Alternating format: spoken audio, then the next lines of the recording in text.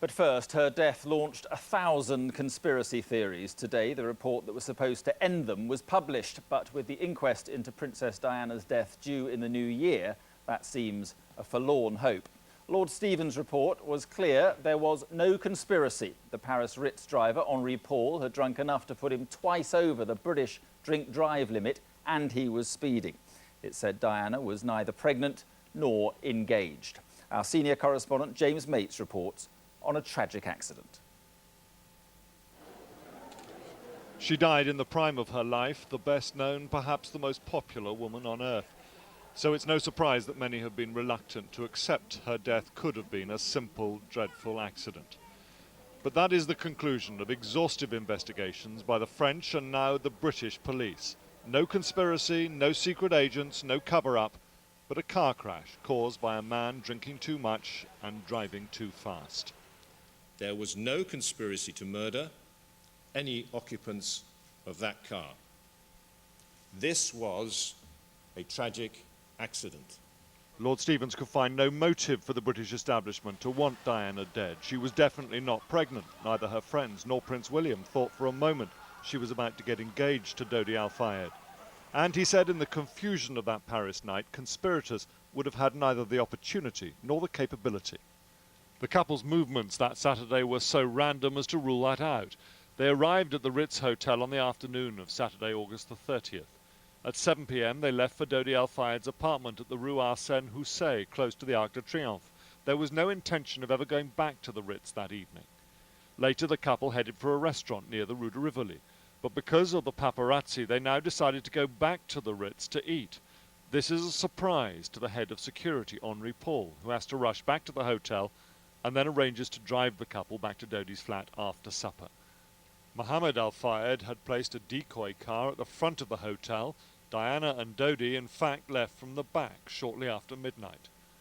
Lord Stephens concludes that given the unpredictability of their movements, there is no way the security services could have arranged to kill the couple in a crash just 5 minutes later in the Place d'Alma underpass near the River Seine.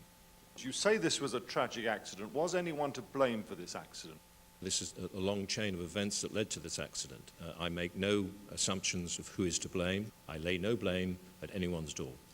But that is not the view of Mohammed Al-Fayed, Dodi's father, for whom this report changes nothing. He once said he had the greatest respect for Lord Stephens. Now the policeman's become just another part of the establishment cover-up. I am certain, 100%, that a leading member of the royal family have planned that and the whole plot being executed in his order with the help of member of MI6. Millions have been spent, mountains of evidence gathered, but despite it all, still no sign that almost a decade later, Diana's memory is to be allowed to rest in peace. James Mates, ITV News at Buckingham Palace. Well, the Stephens report went further than the French investigation in questioning the behaviour of the paparazzi. As we reported last night, Prince William and Prince Harry were said to be devastated by what it says.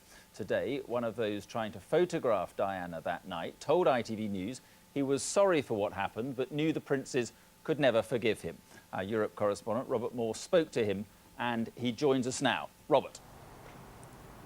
Mark, there are simply so many imponderables about what happened here at this underpass that summer night 10 years ago. One of which, of course, is, would the accident have even happened if photographers had not been in hot pursuit of the Mercedes? Certainly tonight, once again, the role of the paparazzi takes centre stage.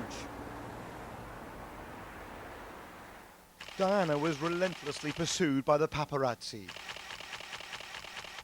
She was the most photographed woman in the world, sometimes against her wishes.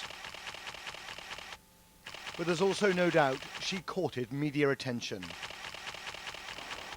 But on that fateful night, did the paparazzi contribute to her death before they were taken away from the crash scene by police? In the mind of the people, we will always be responsible for what happened. Pierre Sue was at the Ritz that night, one of the paparazzi chasing the princess. Today, he wanted to directly apologise to Princes William and Harry. We have a very deep respect for the two princes, and we are very sorry. At least I am very sorry for what happened. I know that there will never be any kind of understanding or forgiveness or anything like this. I perfectly do know that, but still, I want to make a point that it's terrible. We feel sorry, we really do feel sorry for the princess. But has anything really changed? Has the paparazzi moderated its aggressive conduct? Yes, says Pierre Sou, there are new unofficial rules, at least in Paris. Do not drive recklessly. Do not snap pictures while a vehicle is driving. Do not jump out to take pictures through the windows, at the traffic light. Give a good security distance. And if we have a feeling that the driver is playing cat and mouse with us, in that case, we give up. Celebrities will say with some justification that such a code of behaviour is never enforced. But it's one of the most tantalising questions of that August night. If the photographers were not chasing Diana and Dodi, might the crash have been avoided? Of course, that's a question that no report can ever answer.